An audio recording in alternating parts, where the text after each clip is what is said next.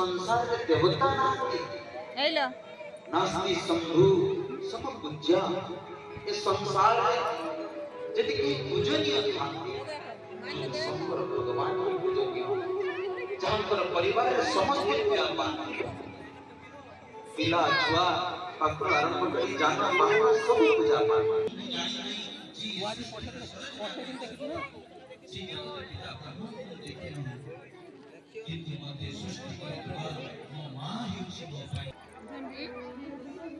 आम घरे जगत पिता ब्रह्मा विष्णु महेश स्वरूप जीवंत रूप भगवान अछंती जदि नित्य दिन आम पिता माता पादचरण स्पर्श करि पाइले जीवन तीर्थ हो गला आम जीवन सार्थक हो गला आम जीवन महापुण्य लाभ हो गला आम जीवन भगवान दर्शन हो गला आम जीवन मुक्ति मिल गला पृथ्वी तो जीवन देछि हेले मां तू नबी गंगे मां सागर करे हमर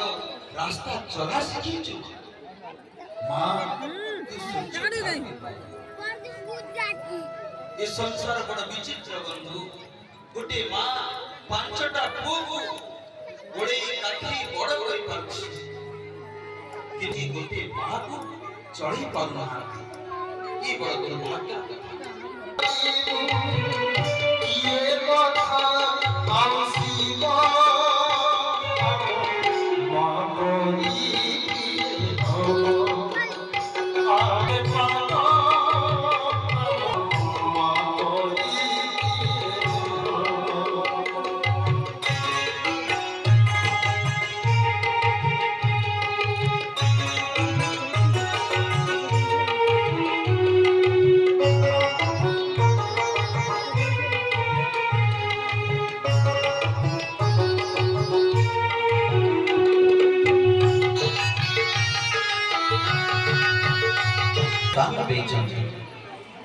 कोड सब बड़ उतार पर केड़े बड़ गाड़ी अछि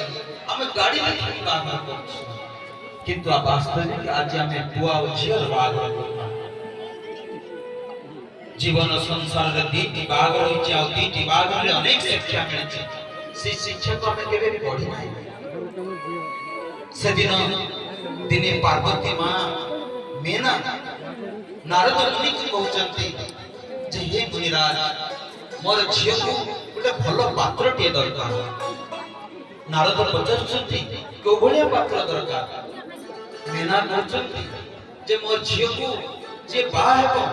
ता पाखरे टंका पैसा दरकार नै धन संपत्ति रा आवश्यकता नै पद पदवी रा आवश्यकता नै मोर झियो को सही बा हेबो जहा पाखरे संस्कार थिबो जे सद्गुणी हेतिबो ताहार सागर मोर झियो बा हेबो सद्गुणी व्यक्ति सदाचारी व्यक्ति से व्यक्ति के खोजो से भली को खोजो मो झियो को दासा दे बाग करे एपटे पार्वती मां मेना सु पात्रटे खोजु थांते जे मो